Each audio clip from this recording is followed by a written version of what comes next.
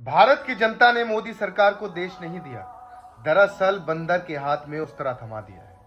यही मोदी सरकार कुछ साल पहले तक कहती थी कि पुराने नोटों से देश में भ्रष्टाचार बढ़ता है, आतंकवाद को बढ़ावा मिलता है, जाली नोट मार्केट में आते हैं। यही बताकर हमसे पुराने नोटों को छीना गया, उनको बंद किया गया, नए नोट मार्केट में लाए गए। सालों तक, महीनों तक लोगों को लाइनों में खड़ा किया, धूप में, बरसात में, आंधी तूफान में लोग खुशी खुशी लाइन में खड़े रहे ये सोचकर कि शायद सरकार कुछ बेहतर करने जा रही है। वही मोदी सरकार एक बार फिर से 2000 के नोट को बैन करने जा रही है। वही 2000 का नोट जिसमें चिप बताया करते थे, वही 2000 का नोट जो बताया करते थे कि जमीन में गाड़ दो तो खोद कर निकाला जा सकता है कि कहां छिपा है। वही 2000 का नोट जिससे दावा किया गया कि काला धन इकट्ठा नहीं होगा, भ्रष्टाचार नहीं होगा, आतंकवाद नहीं होगा, उसी 2000 के नोट को मोदी सरकार एक बार फिर से बंद करने जा रही है।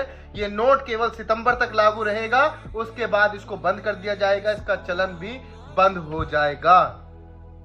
क्योंकि वैसे भी आजकल मार्केट में 2000 का नोट तो दिखाई नहीं देता, वैसे भी सारा का सारा 2000 का नोट काले धन के रूप में स्विस बैंक में जमा हो चुका है। जो प्रधानमंत्री कुछ साल पहले तक काले धन की लिस्ट लेकर घुमा करते थे, वही प्रधानमंत्री आजकल गालियों की लिस्ट लेकर घूमते हैं। जैसा कि मैंने शुरुआत में कहा कि बंदर के हाथ में उस्तरा थमा दिया गया है, तो इसमें कोई दो राय नहीं है। इस बंदर को उस्तरा चलाना आता ही नहीं, ये उल्टे सीधे वार करता है, देश को नुकसान पहुंचाता है, आपके मेरे 140 करोड़ लोगों के भविष्य को नुकसान होता है। ना इन लोगों को आर्थिक नीतियों की समझ है, ना इनको आर्थिक नीतियों का पता, इसीलिए कुछ भी नीतियां बनाते हैं, देश गर्त में चला जाए। आपको, मुझे अच्छी तरीके से पता है कि जब नोटबंदी हुई थी तो देश में क्या हाल हुआ था, कितने रोजगार ठप हुए थे, कितने लोग बीमार होकर मर गए थे इलाज के चलते क्योंकि नोट ही नहीं थे मार्केट में, कितने लोगों के फंक्शन पोस्टपोन हो चुके थे, कितने लोगों की शिक्षा पर असर हुआ था, कितने लोग गरीबी रेखा के नीचे चले गए थे। एक बार फिर से